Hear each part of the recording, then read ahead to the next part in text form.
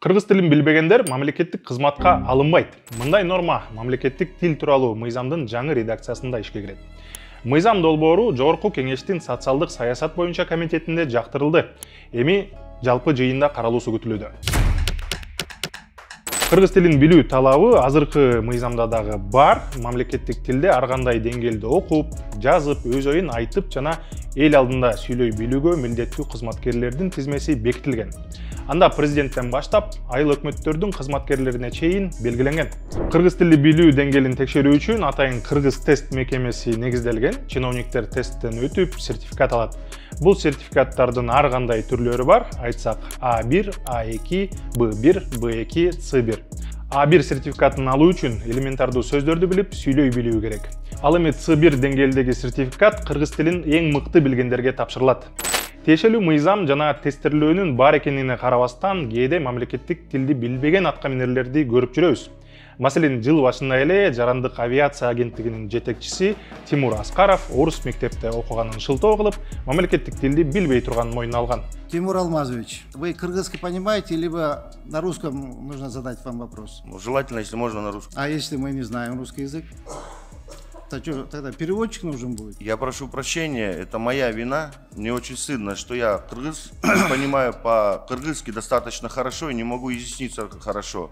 Но я закончил русскую школу и русский Тимур институт. Алмазович. Курман, айтыңыз, Курман разы болсун, кабыл болсун, айтыңар баарек болсун. Бишкектин мурунку мэрі Азиз Суракматовдун 2018-жылы айтылган куттуктоосу баарынын эсинде болсо керек, ал 1 жылдан кийин гана куттуктоосун туура айта алды. Айт баарек болсун. Былтыр эле депутат Кунузбек Сулайманов туризмди өнүктүрүү жана колдоо фондунун жетекчиси кыргыз тилин билбейт деп жериген. Вы здесь сколько живете уже? 25 лет. А почему до сих пор не знаете даже приветствия по-кыргызски? И вы хотите развивать кыргызский туризм? Это вас не смущает?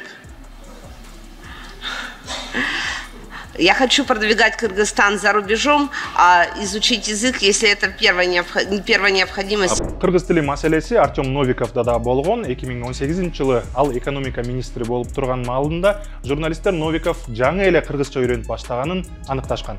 Өзүңүз көргөндөй, кыргыз тилин билбеген адамдар дагы чоң кызматтарды ээлеп жатышат. Буга жол бербөөгө тиешелүү мыйзамдар, атайын мекемелер да бар. Жаңы мыйзам кабыл алынганы менен эмне өзгөрөт? Мыйзамдын авторлору мамлекеттик тилди билбеген чиновниктерди иштен айдаларын убадалоодо.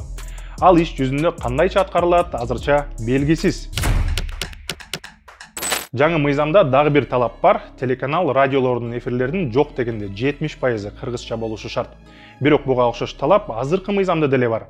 Бирок ал толук аткарылган эмес. Ошондой эле 2022-жылы Маданият министрлиги кыргыз тили боюнча нормаларды сактабаган деп 5 телеканалдын лицензиясын кайтарып алган. Алар 8-канал, РТВ Медиа, НТВ Кейджи, Домашний жана РЕН-ТВ. Бул каналдар орусиялык каналдардын эфирлерин ретрансляция кылышат. Бүгүн каналдар мурдагыдай эле ишин улантып жатышат. Кыргыз тилинин көйгөйлөрү жөнүндө сөз болуп жатканда орус тилинин статусу тууралуу көп айтылат. Кыргызстандын 1-конституциясында орус тилинин мындай статусу жок болчу. Бул Аскар Акаевдин демилгеси менен 2000-жылы кошулган. Баш мыйзамда кыргыз тили эле болушу керектиги тууралуу көптөн бери талаш жаралууда. Орус тилинин ролу конуш өлкөлөрдө кандай? Советтер Союзу кыйрагандан кийин Түркмөнстан Орусиядан алыстоо үчүн баардык аракеттерди көрүп, орус тилине чектөөлөр киргизилген. Анын ичинде түркмөн тили латин алфавитине өткөрүлгөн.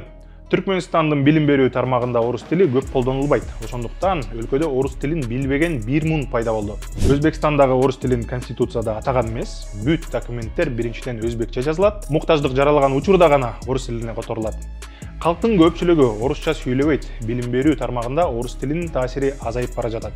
Тажикстандын конституциясында 2009-жылга чейин орус тили улуттар аралык тил катары белгиленген. 2007-жылы фамилияларды улутташтыруу чоң толкуну жүргөн.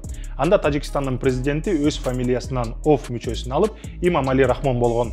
Бирок орус тили дагы эле тажиктер арасында чоң роль коет. Казак бийлиги мамлекеттик тилди өнүктүрүү үчүн көптөгөн долбоорлорду ишке ашырып жатат. Мисалы, расмий документтердин жүгүртүүсү казак тилинде өтүүдө. Программалардын негизинде казак тили 25-жылга чейин латын алфавитине өтүшү керек. Конушулар орус тили тууралуу ар кандай саясатты жүргүзүүдө. Биринде орус тили менен ачык эле күрөшүп жатса, экинчисинде расмий тил катары калууда. Бирок Борбор Азияда орус тилинин таасири дагы эле күч экенин эксперттер айтууда. Өлкөлөрдө орус телеканалдары эфирлерде орун алып, орус тили мектеп, университеттерде окутулууда. А сиз кандай ойлойсуз? Мамлекеттик тил тууралуу жаңы мыйзам ишке кирип, кыргыз тилин билбеген чиновниктер кызматтарын тыштайбы? Кыргызстанда орус тилинин ролу кандай болушу керек? Жана кыргыз тилибизди өнүктүрүү үчүн дагы кандай чараларды көрүшүбүз керек? Комментарий сөз жазыңыз.